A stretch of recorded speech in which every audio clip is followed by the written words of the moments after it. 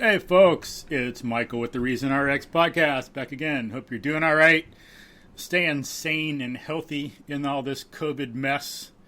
Getting a lot done, good family time, taking advantage of the situation and making lemonade out of lemons. Getting outdoors and trying a lot of new things. We need new things in life. Helps us stay interested, stay engaged. Today, we're here talking with master chess player Chris Land. Been playing for decades, teaching for decades. So we're going to discuss some pedagogy involved in teaching chess, thinking skills involved in teaching and playing chess, what chess is about, lessons we can learn from it for other areas. Focusing more on the thinking side. Of course, having to be concrete about things because that's the nature of thinking correctly. Being concrete, not all airy-fairy, but got to discuss some stuff, but it's not going to be like chess class entirely. It's thinking skills and stuff involved in chess. But could you introduce yourself, Chris? Say hi. Hello, I'm Chris Land. I'm a FIDE Master. There's three categories at the top of the chess world. There's a Grandmaster, and then International Master, and then FIDE Master is what I am. That's the International Chess Federation. How many of each are there? What's that? How many are in the top? Just in the United States, approximately there are 150 Grandmasters. There are about 300 International Masters and about 500 FIDE Masters. So I'm in that third group. Cool. So I'm roughly in the top 1,000 players nationally, but near the top. Top 1,000. There really is a very, very large gap between my skill levels and the skill levels of the players who are stronger than me. Wow, cool. But anything else you'd like to say about your background and what you do? And I've been playing chess for a very long time. I've been a master for a long time. I've taught players here and there. I don't have a school or anything like that, but generally, when I go to chess places, I'm one of the strongest players there. I also am very good at teaching it, and so over the years, I've taught a lot of students who are already pretty good, and I help them reach their potential that much more quickly. Mm-hmm. So you don't work with beginners at all? Not generally, no. I mean, obviously, if there's a beginner here and we want to talk about it, I will do that. But that's not my teaching focus. Mm-hmm. Generally, it's kids, but any player really that's already pretty advanced and is motivated to get even better. Cool. So, anything else you want to say about your background, or shall we get into talking about chess and everything? Well, I could talk about myself for a long time, so don't tempt me. Okay. It's your podcast, so I want to go where you want to go with it. Okay. All right. So first of all, we're talking about chess, so people kind of know what chess is. You got the board and you got the pieces and stuff, but what can you say about the rudiments and more theoretical parts of chess and the more advanced ways to look at it? How would you describe chess?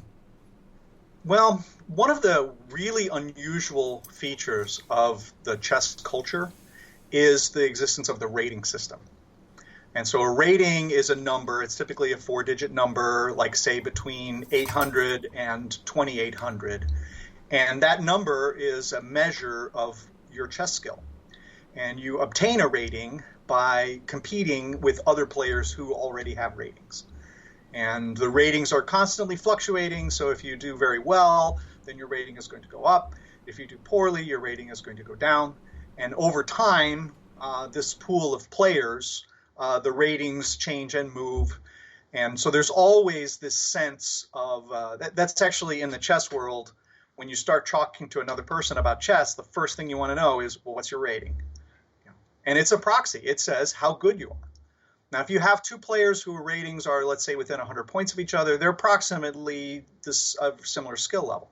Once you start getting to be 400, 500, 800 points apart, well, the one with a higher rating is clearly a better player, and there's no one that really disputes that. It's very, very obvious superiority.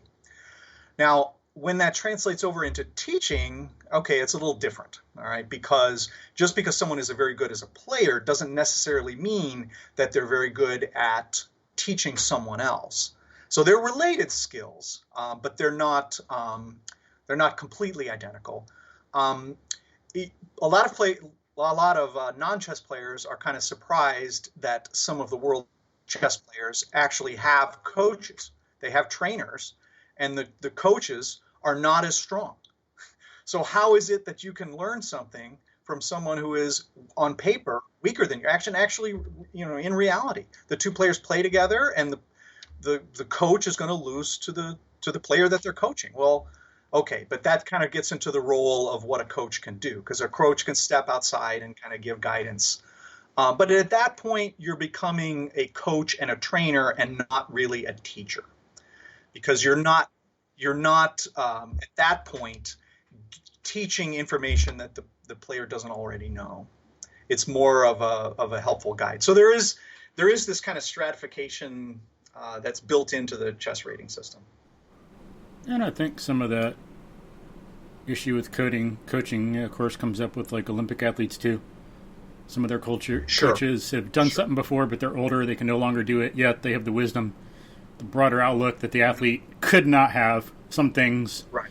Well, and you have a deal where you can step outside, and view it kind of independently. And actually Nakamura is one of the top chess players ever, and he has a coach that helps him that's actually much weaker as a player. I mean, the guy's about, he's only a little bit better than me, so he's not that good. But what is his role? His role is to prepare openings. So he goes and looks through opening systems and catches up on what all of Nakamura's opponents are doing, and kind of gives him some ideas about what he might try. And that's actually a very big part at the very top levels. Now, okay, for ordinary grandmasters, it's a different game than the world's elite. The world's elite have a lot more difficult problems than certainly than players like me. But one of the things that I would want to mention is that this idea of the stratification of skill levels, I think it really applies in all sorts of other areas of human ability. Mm-hmm. It's just that in a lot of these other areas, like mathematical ability, there's people that are better at math. Now, what does that mean? Okay, it can mean lots of different kinds of things, because math is not one skill. But in general, someone that's much more skilled at math, they're going to be able to handle problems at a higher level than someone who maybe isn't there yet. So this type of stratification, I think you see in any kind of an area. It's just you don't have a rating system for it. Mm-hmm. There's no, well, what's your math rating? There isn't anything like that. Yeah. Or what's your history rating? No. And then anyway, having a degree, that's like the closest people have, but that's missing a lot. Thinking skills aren't involved. How people learn. Sure. So the fact that some people learn on their own. Newton didn't have a PhD in math. Archimedes didn't have a PhD in math. Right. Things like that. Mike Tyson, he didn't have a PhD in math. I mean, basically, they're all the same. Yeah. But right. But it's a bit of a marker. I mean, if you have a PhD, that is a marker for something. Yeah. But it's the skill that you right. Yeah. There's more involved. So one analogy I would use sometimes, and I see this. This is actually, I'm borrowing this from agriculture, because when they did a lot of the original kind of scientific studies in agriculture and fertilizer, right? What do we need to do how do we fertilize crops in order to maximize yield? I mean, that's a standard kind of a problem in agriculture. And the analogy that they had was with the barrel. I don't know if you've ever heard this. So if you have a barrel, like for rain, it's made of staves, right? And all the staves are around the outside. And the barrel only holds as much as the lowest stave. Mm-hmm. So for example, if you have a field and it already has enough phosphorus, putting more phosphorus on isn't going to increase yield. What you have to do is find the minimum, the one that's lowest, and then that's where you direct your fertilizer, and that's how you increase the overall skill. So I think there's an analogy there with chess. So for example, people have opening skills, they have end game skills, and this is at a very high level, of course. skills with tactics, skills in defending positions that are inferior, and all of these kind of skills kind of meld together. And the effective skill that you present at a chessboard is kind of closest to whatever your lowest skill is. And so that's something that as a teacher you can kind of tie into with a student and say, all right, child X is very good at tactics. Definitely keep on doing that. Keep on learning tactics, but that isn't that's not what's driving your skill level at the moment, because you're much better at that than you are against other kinds of things. And so you can kind of break apart chess skill into a lot of different sub-abilities and, concentrate on the one that is given the most difficulties. Kind of like preparing for the SAT or ACT.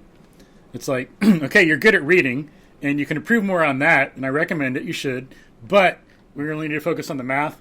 Oh, and then in English and writing, you know a lot of stuff, but you haven't learned parallelism or participles, so we need to dig into that, help you master that some. Sure. So, yeah.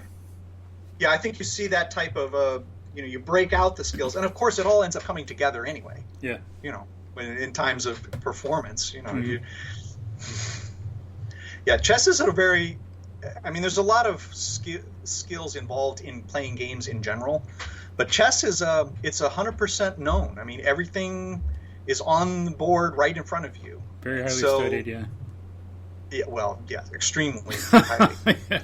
So, on that scoring rating system, so it's 800 to 2600? Well, you can actually have ratings that go down below that. And of course, if you have like a server on which people play chess, they will have their own rating systems. So you can end up with lots of different kinds of ratings. And there's ratings for classical time controls, which is where you have, let's say, 3 hours to complete your whole game. And then you have rapid, which is maybe 30 minutes. And then you have blitz, which is 5 minutes. And there's people that even play 1 minute chess. You have to make all of your moves in 1 minute. And then that's bullet. And so you have a different rating for that. Okay. It's very easy, especially with modern computers and internet, to have a rating and have it be calculated online. Very easy. Is it mainly based on who you play and the games you win, or what? Yes, it's all very mathematical. It's actually the Elo system. I don't know if you've heard that before. Elo? The Electric Light Band? Oh yeah, I used to listen to them when I was in high school. Yeah. The Elo system. Elo is kind of funny because it sounds like it's an acronym, but it's not. It's a mathematician. His name was Arpad Elo. He's from Hungary, and he created the rating system for chess. Now, the Elo system has actually since been ported to all kinds of other competitive activities. So tennis has Elo, and any kind of competitions, they generally calculate Elo scores as a way of measuring ranking. But it originated in chess, and it's so basically if you win, your rating is going to go up, and depending on the rating of the person that you beat, if it's higher, then you'll go up higher. Also, as your rating tends to go higher, the fluctuations are smaller. Right? So you fluctuate quite a bit on the lower end of the scales. Once you go higher, it doesn't fluctuate quite as much. But it's all established. And the crazy thing now is they can actually, because computers have gotten so strong and there's so much computation available, they can kind of do correlations to various skill levels. And this was not something that existed, say, 15 years ago. But for example, like when computers evaluate chess positions, you talk about, all right, how many pawns are you ahead? Okay. And so generally, this is all of the different factors that constitute advantage, disadvantage, have these translations into approximate pawn value, right? So for instance, if you have a passed pawn, that one passed pawn, which has no pawns that can block its way from getting to the queen, is maybe worth 1.5 pawns just by itself. Okay. Well, there's plenty of stuff that's known about all of this, and so you evaluate position. So if you say, all right, here's a position, and let's say it's 15 moves into the game, and you show it to a super powerful computer, and it'll say, all right, in this position, white is about 1.5 pawns ahead, right? So that's fairly typical. And then it's black's turn to make a move. Well, black in that position can't make the game any better, right? The position is already 1.5 pawns.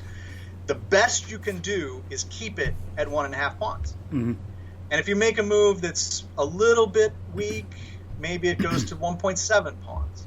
Or maybe you make a move that's much weaker, then you go to 1.8 pawns or 2.5 pawns.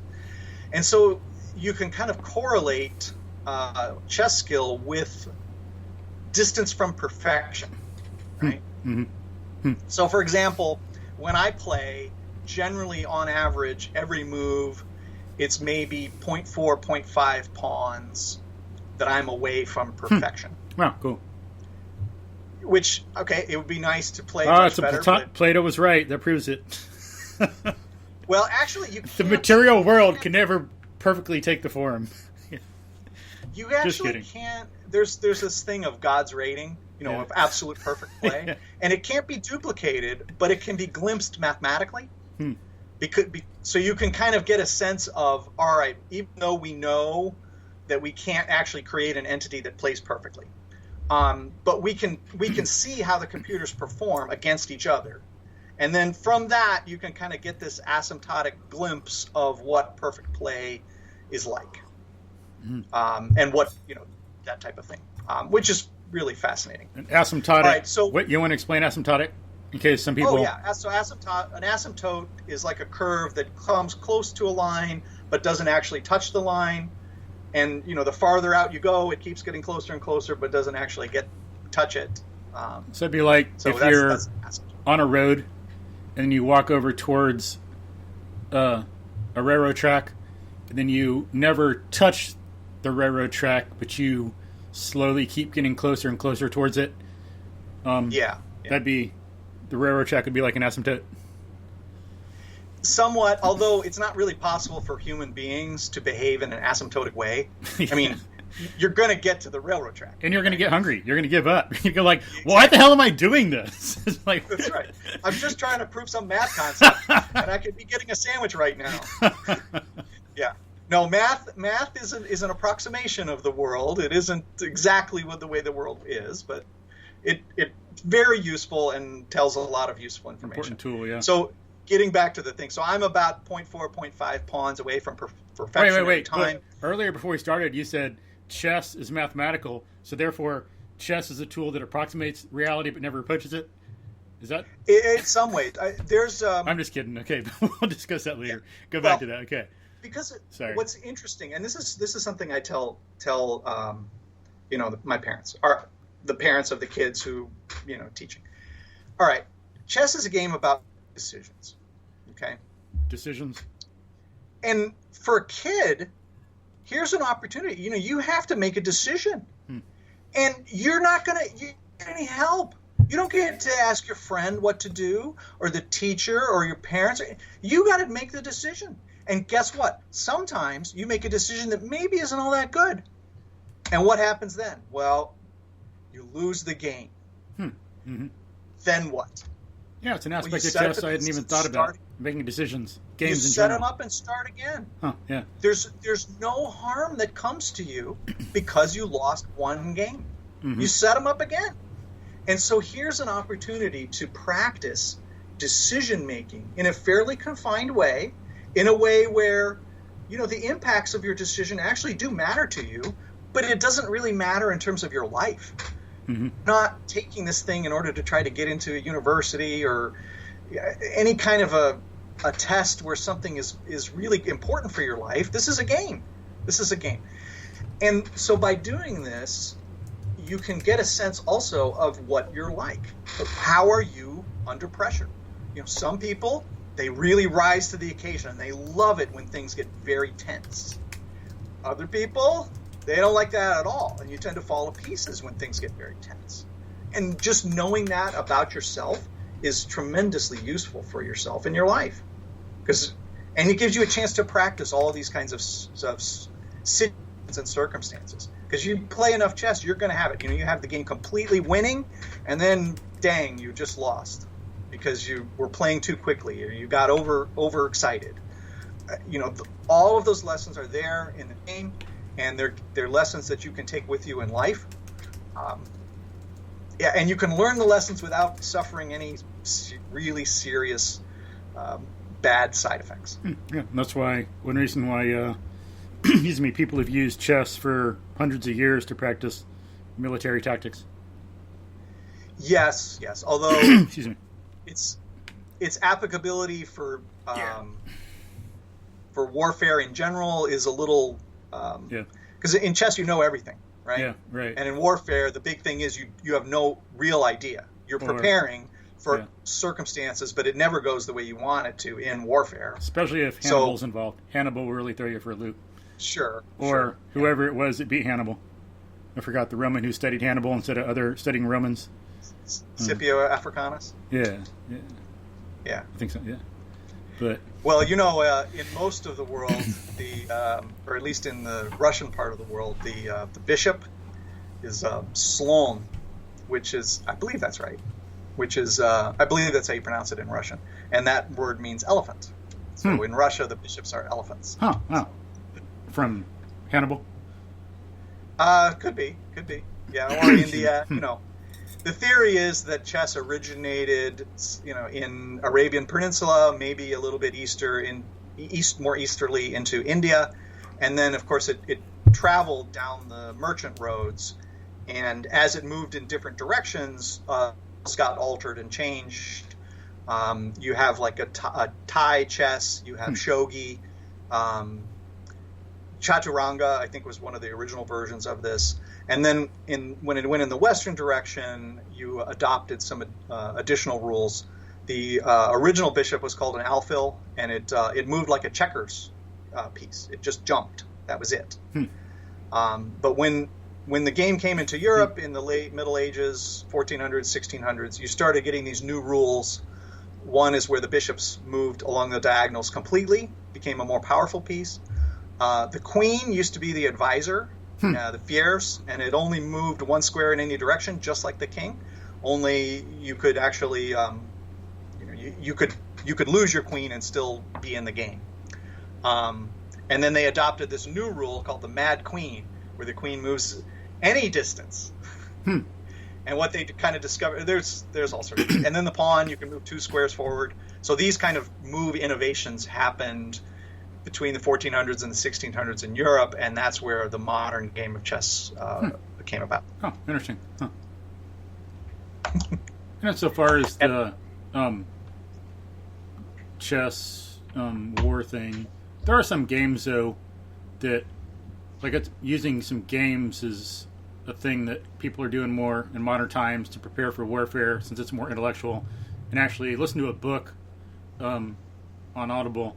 I think it was called Crows and Wolves, Ravens and Wolves, something like that, about how it was specifically because the English developed a game to simulate submarine warfare that they were able to defeat the Germans. They were able to test certain things and see if they actually worked.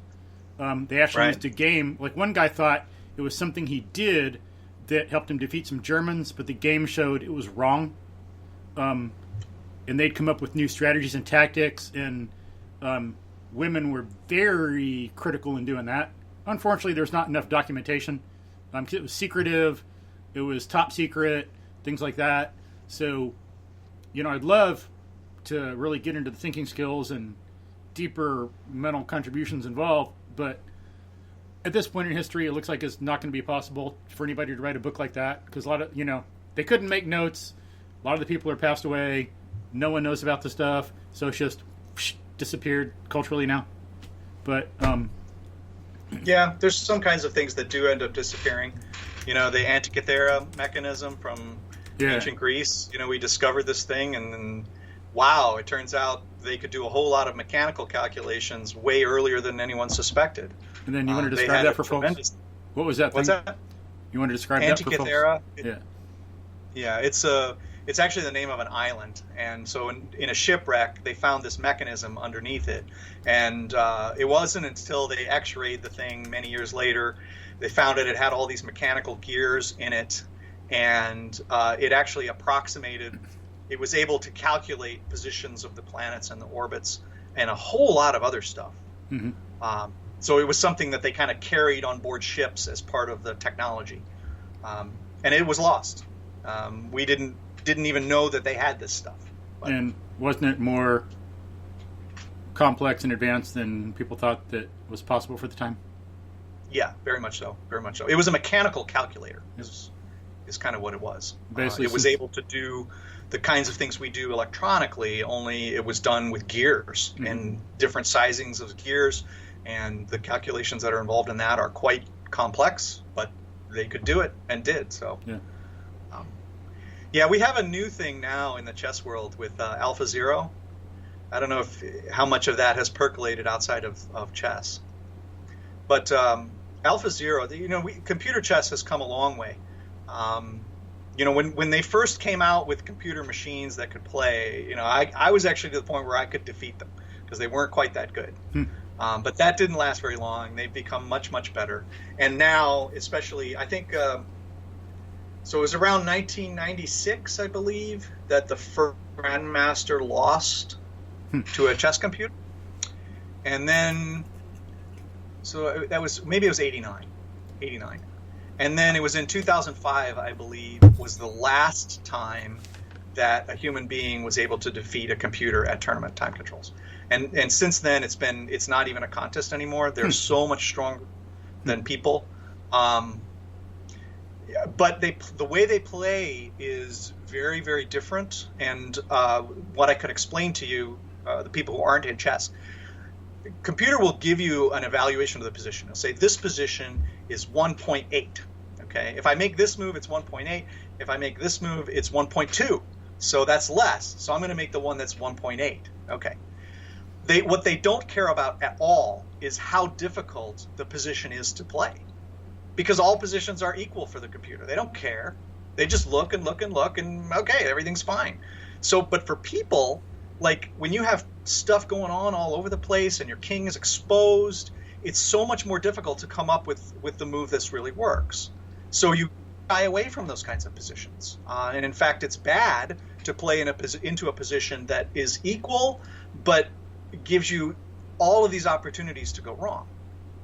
So, but the computers don't care about that, right? So they will just play and play and play. And the analogy that I heard, and this was from a long time ago, was the computer will make a move and you'll go, no! And then it turns out it works out. And the analogy is, okay, you put in your star basketball player and he dribbles down the board. And as soon as he gets over half court, he takes a shot. Like this giant 3-point. And it's like, no! And then it goes in and you're like, okay. Yeah. I guess, all right, fine. And in fact, there are people that try to use computers to cheat. And mathematically, that you can detect that. They can it's quite secretive how they do this, but basically anybody who's getting computer assistance, okay, if you do it for one move and that's it, okay, maybe, but if you do it for any length of time in a chess game, you will get caught doing that. They can there is a big difference from the way computers play and the way people play. Interesting. But so what else would you have to say about the nature of chess? It's a game. Have anything to say about games or chess being mathematical? Okay. All right. In terms of move selection and how you play, you really can't play without principles. Okay, you need principles which are guides to action. And simple chess principles might be, in the beginning, get your pieces out rapidly, control the center, get castled. These are the types of things that you would call chess principles. There are other kinds of principles that are much more detailed, that arise in specific kinds of positions. But the interesting thing for me is the principles that guide move selection, they're all a consequence of the rules of the game. Mm-hmm. So the rules say this, and as a result of that, there is a certain way of playing that's well. So a very basic thing in chess is the point value of the pieces. Okay, so the rook is about 5 pawns, the bishop is about 3.5 pawns. And so the rook is a superior piece to the bishop. Now that's not always the case. There are positions in which the bishop is actually going to hold its own. But that's a kind of a rule that it's like, well, why is that the case? I mean, who decided that the rook should be 5 pawns and the bishop should be 3.5 pawns? Well, that's something that emerges. It emerges in play, okay? And just as a signal for this, if you have a king and a bishop versus a lone king, you cannot force checkmate. But if you have a king and a rook, then you can.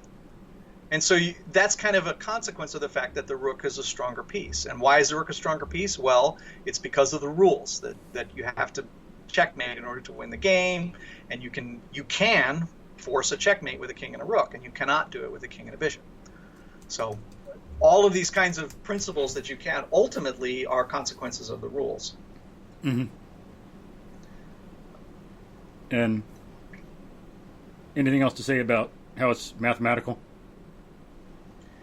Well, actually, that whole concept of the point value of the pieces dates back, hundreds of years where people talked about the relative values of these. But nowadays, that with databases and with computer programs, this is another aspect of chess. You have chess databases, which are collections of games. And of course, there have been millions and millions of chess games played now. And, when you go to prepare against a particular player, you can go and look at the games that they've played. They're in the databases. And you can see what types of positions they like and how you can adjust in order to try and overcome this particular opponent. So, like, for example, in the opening, you'll get a position, okay, it's 9 moves in an IMSO Indian. You can go to the database and say, all right, who's had this position before and what moves did they decide to play? So you can end up learning opening systems that way. So yeah, the kind of stuff that's out there with chess is really quite strong.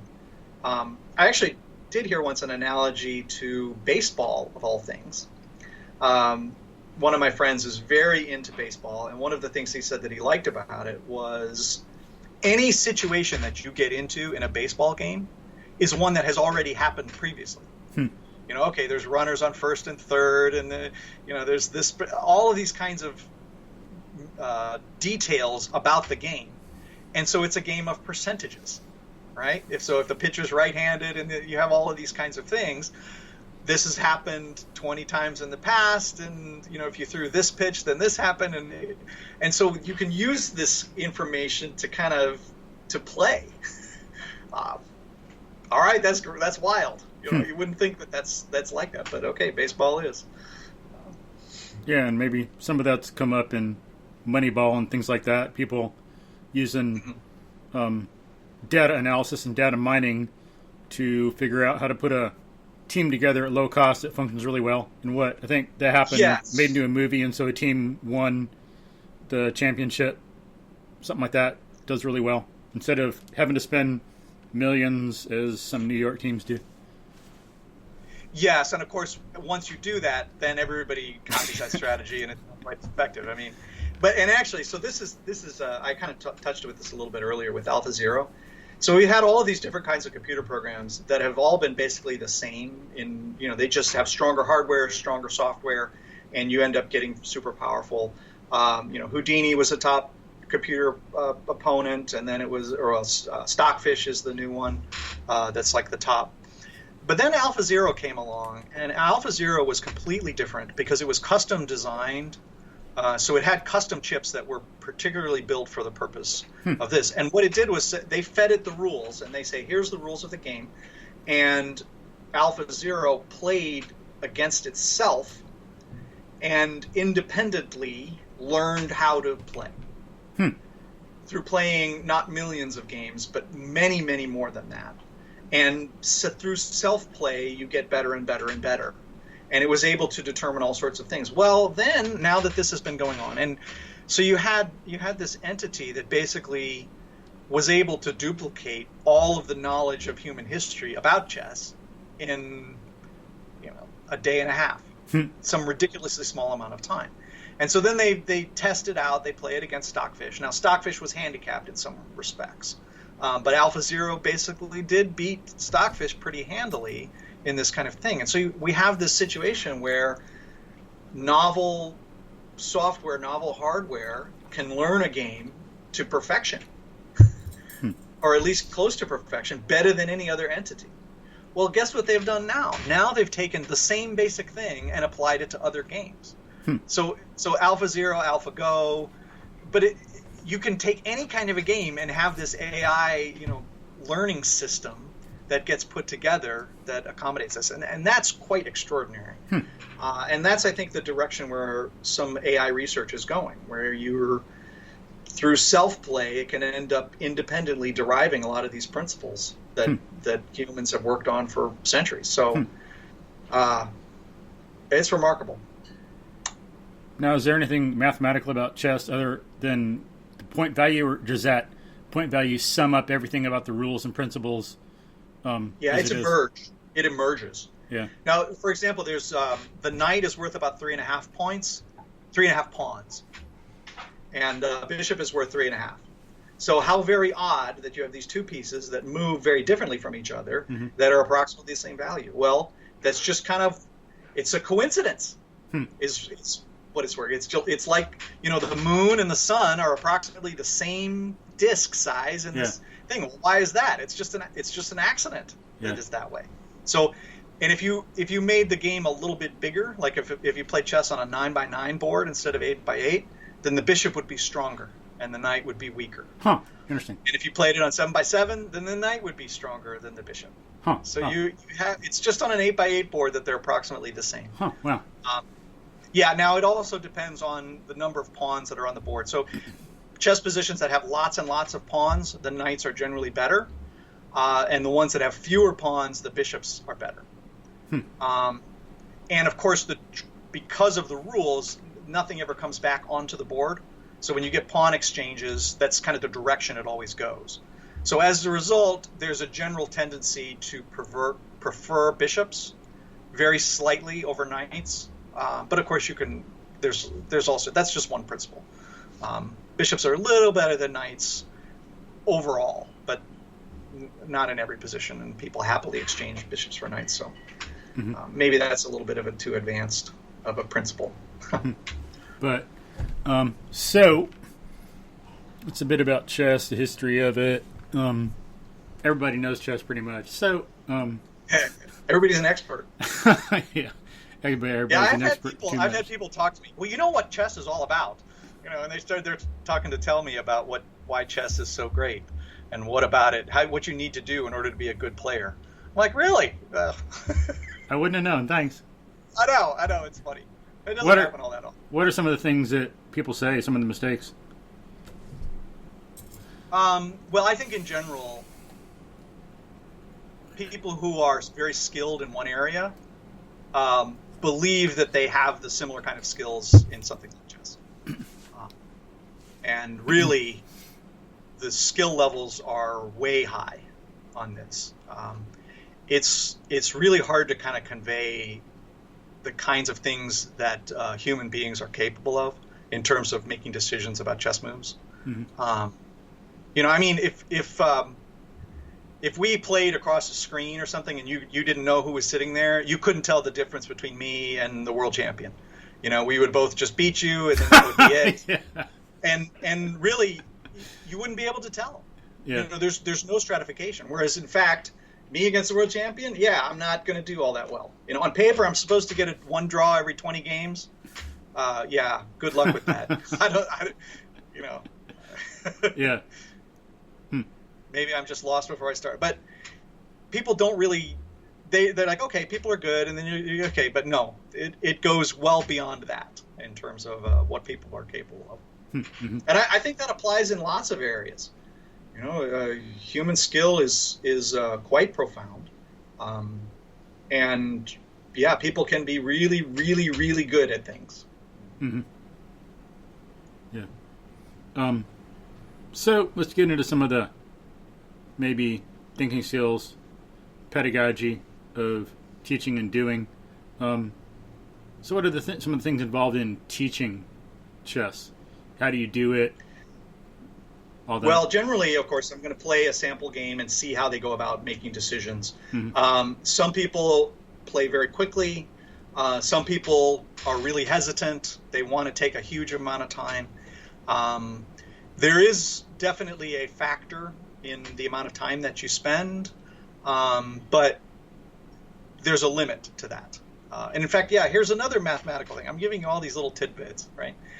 Because you have the rating system and because you have all of this proxy calculations as to skill levels, you can actually determine effective skill levels at various time controls.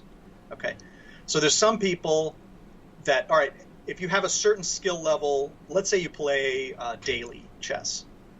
Daily chess is where you have many days to decide upon a move. Okay, and this is a very casual thing, but correspondence was a thing, and there's people that play under these circumstances. So if you have 4 hours to decide upon a move, you can achieve a certain level of skill, right? But there's a limit to that, right? Me spending 4 hours on a move, I'm not going to be able to beat the world champion, okay? Mm-hmm. And in fact, the world champion at tournament time controls does better than I would do at 4 hours. And in fact, okay, I'll just cut right to the chase. When he plays at 1 second per move, his moves are better than mine. Wow. On average. He plays better than I do at 1 second a move, no matter how much time I have to think. Just that habit formation from doing it a lot? Yes. Kind of like that Bruce is actually Lee. True only of the very, very top players. Right? So if you have somebody that's, say, number 50 in the world, and you give them only 1 second per move, and then you give me 4 hours a move, I'm probably going to beat that person. Okay. Because that's enough of a handicap. It's just that the skill levels at the very top are completely insane. Interesting. Wow. Right. And this is, okay, I can play 1 second a move and beat anybody. Anybody off the street. It's not hard for me to play very, very well at that kind of time control. Now against tournament players, I'm going to have difficulties. If they're allowed more time. Anyway, that's just another. It gives a glimpse of how good these players are, without really. It's not magic, It's not like they're being deceptive at their skills, Maybe like in cards. Some of that's involved. Some of the psychology. Psyching your opponent out. Right, with magicians and things like that. Well, I mean card games like at casinos. Right. Yeah. Wearing hats, wearing sunglasses, so people can't read you. Yeah. There's probably some of that. I really like being in the world of chess because it gives me an idea of what other worlds are like that I'm not a part of. That I like mathematics. I actually sometimes go to Terry Tao's, WordPress site to read what he says about mathematics. And I can't follow half of it, but it's just neat to see somebody who's just so good at it. How is it that they go about trying to talk about these things? It's neat trying to figure out a few things here and there, but I'm never going to be able to really, really follow it. That's okay. Yeah. I know, from what I know about chess, I know what it's like to be really good at mathematics and what kind of work is done in that field. And okay, it's a pleasure there. Yeah. So when you're teaching someone, first thing you do is play them. Might be like someone playing tennis. First thing they're going to do is watch a game or play with the student a little bit, see what they're like, and go from there. Yes. And of course, with live, you can you say things, and then, so there's always like a dial up, dial down type of thing, because I have several of my students that went on to become masters. Cool. And when they're really good, I can speak extremely quickly, right? And I can cover stuff very fast because I don't have to explain all sorts of other things that are present. Okay, well, with actually one of the kids, when I first taught him, his parents insisted and all this, and he was a young kid, and he really was not very good at that time, And I kind of showed him a few pointers, basic kinds of things, so that he could get ready for his tournament. All right. Well, now years later, I'm teaching him. I don't have to slow down at all. I can go full speed in discussing everything about what I'm seeing. And he's able to absorb things at that rate. So you kind of monitor how well the students are picking up on various things, and then kind of dial it back, dial it down. You test. You say, all right, well, what kinds of things do you do in this position? There's actually a really funny thing I'll do sometimes. So we'll get to a position, and I'll say, all right, so what are some moves that you might make here? And they'll suggest one, and that's move A. And okay, there's another move. It's move B. And then I'll say, all right, which of these two moves is better, move A or move B, right? And they'll cogitate it on it for a while, and okay, we'll talk about it, and they'll come up with something. And then it turns out there's a move C that's a checkmate in one move. Huh. Yeah. Now, why is it that they didn't go and pick move C? Because they didn't even have it as an option. Mm-hmm. Yeah. And so that's actually a basic kind of a skill, is what are your options? You get to choose on the moves. What's the list of moves that you can pick from? Because it turns out it's actually pretty hard to come up with a robust list of candidate moves. That's actually a difficult skill. And okay, that's something that you can simply practice. And at that point, you don't have to decide which one is the best. You just go, all right, I want to get my list of moves, and start putting that together and train your brain to do that kind of work. Yeah, I think some of that should be done more in education. It's very important. Helps you develop for the real world. And some math is just, okay, here's the one way. And it's important. We have to learn one thing, focus on it, practice that one thing some. But there should be some times where you're saying, okay, here's a problem. How many different ways can you do it? Just like I'm a certified fitness trainer, and some of the stuff we do, we don't learn one way to pick stuff up, because in the real world, there is not one way to pick stuff up. What is the situation? What if you're holding a kid and you got to pick something up? In the real world, what if you have a bag and you drop something? What if someone's coming after you? What's the size of it? What's the shape? So we have to learn all kinds of different ways to pick something up off the ground. Or, like in SAT, ACT, I do that too. I go, okay, here's a problem. Sometimes you got to get some students to start thinking and quit being hard-headed. But, well, I did it fine. I go, well, is this problem going to be on the test you're going to take? No, you're never going to see this again. What we need are methods. We need more tools in the toolbox. How many different ways can we solve this problem? We can put numbers in. We can use our calculator. We can do this. You got to have the tools, just like you're saying. I think that that's hard. That's hard, to come up with that list. So this is one of the nice things about the chess world, is because that list of options is finite, right? There's actually, in any position, there is a number of legal moves, and that's it. And in fact, actually, that's an exercise that I go through. All right, what are all the legal moves? It's like in politics and economics too. There are many ways to make money, but not all of them are legal. Let's stick to the legal, please. Anyway, sorry. Yeah. No, actually, one of the things that I do a lot, there's chess puzzles. For a very simple example, mate in two. Okay, so here's a chess puzzle, and it's a checkmate in two moves, and implicit in that is there's one move selection that will guarantee a checkmate in two moves, and all of the others won't do that. And so then that's the puzzle. How do you figure out, what that is? Mm-hmm. All right. So one of the techniques I like doing this kind of a technique, even though most chess positions are not analogous to a mate in two puzzle, because the puzzles end up looking really weird. They're not like game positions because they're constructed so that there's only one move that works. Yeah. And they're constructed also to kind of mislead you and to say, oh, you could try this move, but that one doesn't work. Oh, that sounds kind of Montessori too. It's like you got to be very knowledgeable to make it up, so it's that one thing that can do it, not some others. And oh, sorry, I didn't think of that. Although I'm sure that happens sometimes. We're not omniscient, but that's like Montessori having a prepared environment so the student can be independent and think through things. That's interesting. Yeah. So then, and at that point, then coming up with your list of legal moves is actually a helpful solving technique, because it's got to be one of them, right? And so you can kind of take your master list and shrink it down. And that's hard, even though the problem is finite. there's only so many that are on that list. Coming up with that list is hard, and working it down of which one it could be, that's actually hard too. So that's the chess problem world. It's not puzzles is things, but problems is the term. And yeah, there's definitely some overlap, players and problemists. But then, of course, there's some chess players that don't do chess problems at all.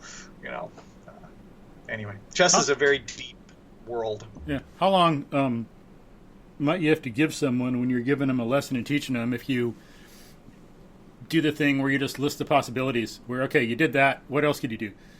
How long does they usually think about it? You give them 2 minutes, 20 minutes? No, not 20. That's a little too long. Generally when I'm teaching, it's anticipated that they're going to do things on their own at some later play games. They're going to do some other things. So for the time that we have, if they're taking more than 15 seconds or so to get moving on it, then I'll kind of step in and say, all right, well, how about this? You can have the questions that are a little open-ended, and then you can kind of take the questions and make it a little more specific. All right, what are the number of legal moves in this position? And if they're having trouble with that, then you say, all right, well, let's start at the first row. What are the pieces along the first row? Okay, here's the rook. What are the things there? And so you build this kind of systematic way of going about these things. And it's analogous to, weight training for athletes. Yeah. When you're in a football game, you're not actually taking the bar and pushing it out like this. But okay, you are using the muscles in a different way. Yeah. So you train them with the weights, and then you go take action, and it's a similar type of training. Or martial arts, yeah. Very much so, yes. And so, martial arts is another great world. Yeah. So when you're doing some of this and you ask them the question, so you might actually be giving them a lot of time, but you're guiding them through it, so you're both talking. So maybe it does take 20 minutes for them to think through something, but it's guided thinking? Yes. Yeah. Yes. It's not just like you're sitting there and smoking a cigar or pipe or being Sherlock Holmes for 20 minutes while the person's alone. You're asking them questions and guiding them through it the whole time. Yes. Yeah. It's got to be interactive to really get the most out of a training session. Mm-hmm. You want to see that mind be engaged. Mm-hmm. Now, of course, by the time people are interested in learning about this, taking lessons, they're already pretty interested, right?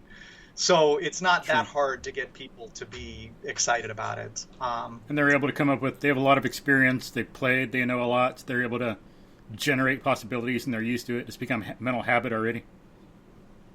Yeah. Going over games is actually really a very common thing to do. Mm-hmm. All right, here's a game. Let's go over the game. Like something they already played? Something someone else played? Or something they played, Yeah, kind of like... Both work very well. The one nice thing about going through Grandmaster games is that's what chess looks like when it's played very well. And so you kind of absorb, this thing. Like beginners. Like for example, let's say you set up a chess game and your first move, you take a rook in the corner and you pull it out of the corner and put it right in the center. Well, that's illegal, right? Rooks don't move like that. So you don't even consider that as an option. You don't consider it because it's not even legal, right?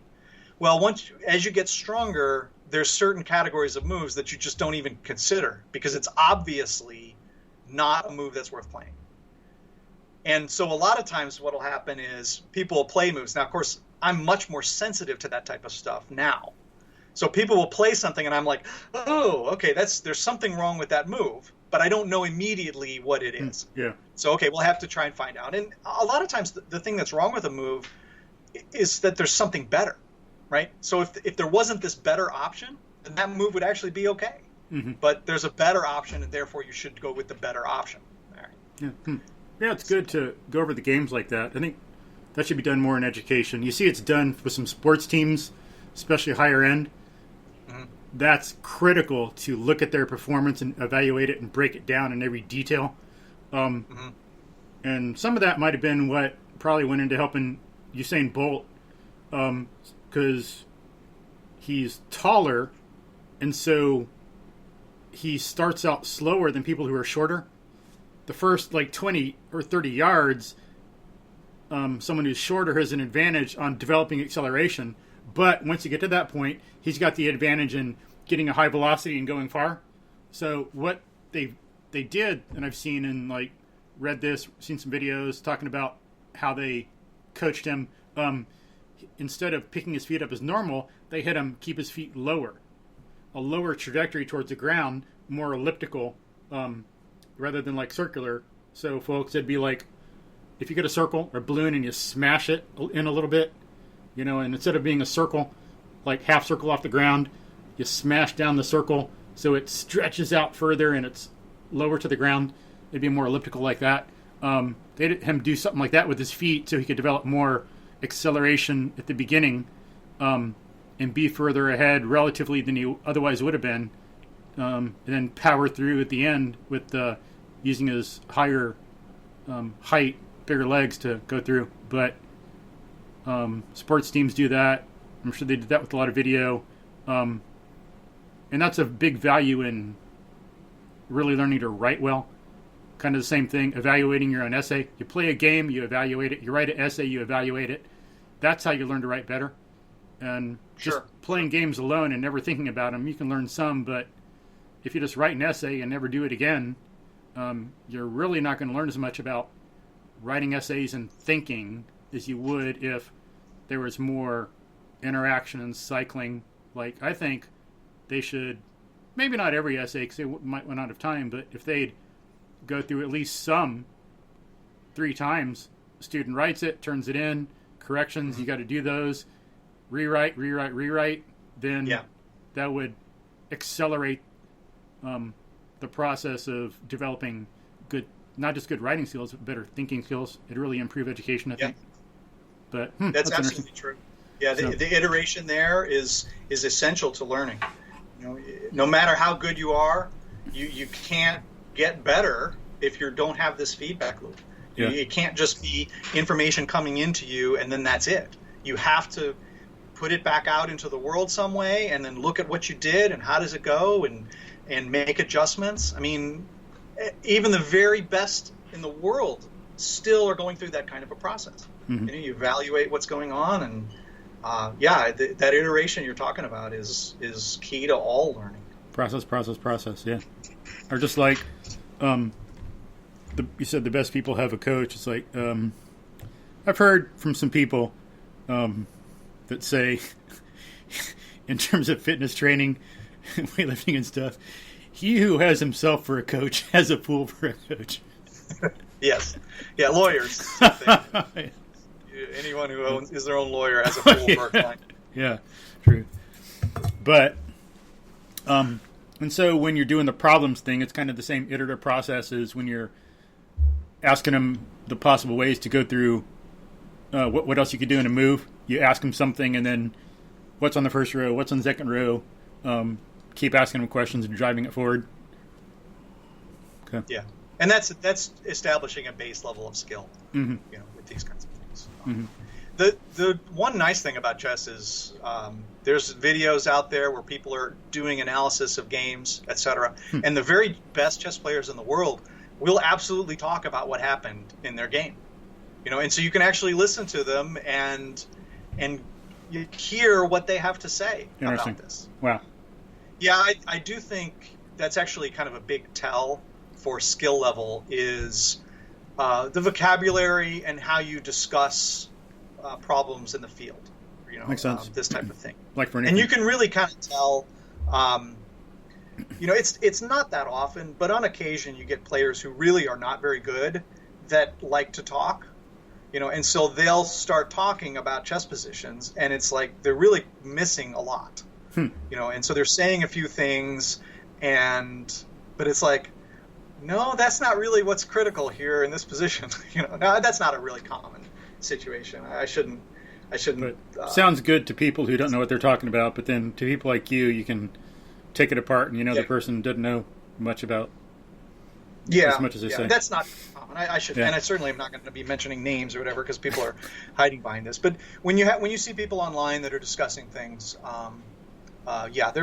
there's skill levels involved with this, and and you see the commentators as well. Now, of course, anybody nowadays, if you have a computer engine and you're watching people play live, this is another kind of a thing, right? You go to Wimbledon and you watch them play tennis. but it's really kind of hard to. Well, what would I do if I were on the court and the ball was coming at me like that? For players who are very good, possibly you could do that. But with chess, hey, that position is the same. You could say, well, if I was there, I would move the bishop and it would go like this, and so there's actually more of a direct connection as an audience member to what the players are going through. Yeah. But of course, what they do is, but nowadays everybody's got a computer engine sitting at the side, and they're looking at the computer going, oh well, he should move the knight. And That's funny. He does something different. I'm like, why didn't he do what you think? Well, okay, it's a lot. People underestimate how hard it is. I don't remember who it is, but yeah, in terms of like tennis versus chess, some things like chess and maybe golf, there's a name, like people categorize some things like that, especially chess, but then there's other things that, I don't know, they chose the word wicked, where some things are just wicked, where there's so much unpredictable, you just can't do the same thing. Like, I don't know, maybe chess versus some obstacle course competition where there's mud and all this other stuff, and you can't just say, well, I would have done that, because there's so much going on and it's so complicated, right. And you got being tired and fatigue and mental focus and all this other stuff taken into account. So it's just a categorically different situation. Well, and then you have games like Mafia or Werewolf or the game Survivor, where people vote each other out. And in those kinds of games, the more skilled you are and the more known how skilled you are, then now you're a target. So the players who are best at it, the ones who are highly skilled and not known as that. Yeah. So it's a weird mix, those kinds of games. They're psychology games. Yeah. Yeah. It's not really the best at that point. We've been binge watching we watched all the Survivor seasons this whole year. That's what we've been doing on our internal lockdown here. And it's been great. I mean, we talk about it, right? So that's and as a game, of course, it's very unique. You don't see that type of game mechanics in the real world so much. In the real world, you're on an island, you cooperate. Everybody cooperates, and that's how you survive. But even Lord of the Flies, the book, there's actually a real situation where kids didn't do the opposite. The novel Lord of the Flies, where the kids go after each other. Very much. But no, my daughter has had it in school. This past year. But there's actually a real live situation where something like that happened, and the kids cooperated, and it was totally 100% different than what the novel says. It was interesting. Yeah, right. They cooperated. Still an entertaining plot for a novel, but and of course it spawned a whole world, of stuff that's happened. So what else? All right. What else is involved in teaching? What else do you do? Any more pedagogy involved in all that? Well, the barrel staves is one thing, where you look and find, all right, what's the weakest part of your game, and then you go to work on that. You definitely. How do you determine that? You've already, since they're so advanced, you already know. Well, that's actually if you're at a certain skill level and you're evaluating people whose skill levels are much lower, it's actually fairly easy to kind of piece together this. It's hard. It's much harder to do that. For people who are much better than you, to say, all right, what are the weaknesses in this person's game? It's really hard for me to come out and make those kinds of evaluations. But somebody who's up and coming, you can kind of see where they are with their stuff. This is actually true in athletics as well. Any kind of martial art, there's some things that some kids are good at and some they're not as good at, and you can see my son was a competitive trampolinist. So he did stuff on the trampoline, and so I was involved in that world for a bit, and it was interesting to see. Now it's a judged game, so it's a little different.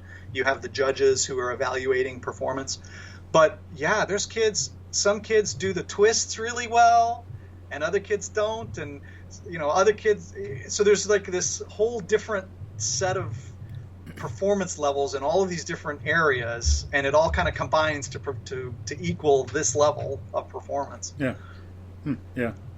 Just like a lot of other things.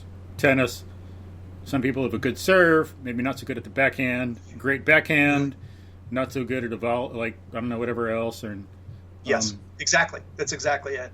And of course, a player who's much better than I at tennis would be able to say, all right, here's the kinds of things that you could do to really kind of improve your game, you know. And you do reach a. I heard a story. This is about figure skating. You know, there's a figure skaters who never quite get that first spin. You know, where you what's the name of it? Where you do a twist and you land and you go forward. Okay. I don't know. Well, then there's a double axle. I think they call it an axle. So a single axle. So there's only so many of the community that ends up getting that as a skill, and then of those, there's a small percentage that ever get to the double axle. And then of those, it's a much smaller. So there's a funnel that happens that as your skill levels increase, and it's a consequence of natural ability, but it's also a consequence of you know, how much effort do you really want to put into this? You know, because there's lots of other kinds of things that you could go and do, and for some people, it's just not worth it to try to get that last 0.1% of maximization. Yeah. And then, all right, so it's interesting getting a proper master. Sometimes, like someone I know of, I don't know personally, but Carlos Condit, MMA fighter, world champion. You know, he had great coaches, unquestionable. Some of the best, you know, in the world, I guess. I'm not an expert, but, you know, given where he was, he must have had and got access to that. They weren't stupid. They knew their stuff. But just because of some assumptions and some premises held in the culture in general, not their fault. It's not a weakness on their fault, but just because of the culture, they knew he was weak in balance. I'm not weak. Clearly, he's a world champion, but he could improve it. But let me clear that. I don't want him to come straighten me out. Okay, I want to keep my face like ugly, but not bruised. I'll say ugly and not ugly and bruised. If it was bruised and ugly, it'd be worse. But so they knew some things he could do to improve, but they didn't, because of, you know, our background and stuff. They didn't know what he could do. They didn't have good programming for him. So it was this guy, Aaron Licor, who's studied functional fitness, looked at the history of human movement. He's influenced by this guy, George Hebert, French naval officer in, like, I think World War I, who found out that, like, some moderns couldn't respond to a rescue as well as he wanted.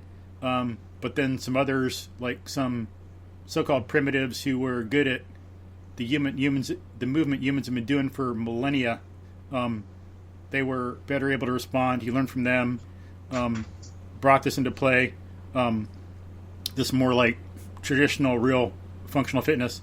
So Erwan does this, I forgot what George Herbert's thing was called, slips in my mind right now, but Erwan calls his system movement natural. That's the French, of course, MoveNat for short. Natural movement in English, movement natural in French. But because, so you can see with all that background, what he's learned, he's got more of a focus on balance and knows what to do. He's gone beyond some of the premises some people might have about fitness in the culture, where it's like a gym thing. Not that Carlos Condit's coaches are like that entirely, but with that, he was actually able to help Carlos Condit do some drills and develop his balance in a way that even his coaches hadn't thought of. And that's an important thing in teaching and coaching too. Checking your premises, questioning if you're really following convention, if you're digging down to fundamentals and principles or not. What's really going on? What can I do to help? And again, just like you were saying with the top 10%, you only have so much time. You can't do everything. We got to enjoy life. We got to eat and sleep and spend time with friends. But there should be at least that awareness. Make the culture better. Learning from other people, being involved, being able to quickly transition to teach someone a balance skill or refer them to someone else right away, instead of, I don't know what to do. I don't know where to go. I don't know who to use. Oh, well. Well, we're all muddling through. Yeah. But so yeah, when you got those basic ideas, it helps. Then when you look beyond that, think about what might be going on fundamentally. Look at a deeper classification. So instead of thinking about football, well, football is a sport. Why do people need to be good at sport? Well, sport is a human physical activity. So actually, I should be thinking about what makes someone good at human physical activities to help them be a better football player, and then specialize in from there. Conceptualizing, classifying, thinking like that. Going broader is going to help you focus more on joint health and everything, which will help in football. There's things like that that could help. And some of that stuff should be more in math. Clearly it's... Well, I definitely took care of my joints in my football career, and I did that by not ever playing. Yeah, I was going to say, you played football in high school or college or what? Huh. Not? Yeah. No. I did touch football here and there. That was fun. Huh, yeah. Huh, yeah. That's funny. Yeah, the only winning move is not to play. Caught me off guard there. Yeah. I was like, whoa. Not so much caught me off guard, but I was surprised. I was drum roll, waiting for it. But, all right. Well, I don't know how much your listeners can digest in one go here. So we've been going for a while. I think we covered a lot of ground here. Yeah. And I've been getting a little hungry, like 40 minutes ago. So. Cool. But yeah, so that's a lot of good discussion of chess, what it is, your background, teaching it. Anything else you want to say about teaching or learning it for now? Not really for now. I mean, we covered really a lot more than I expected to. Cool.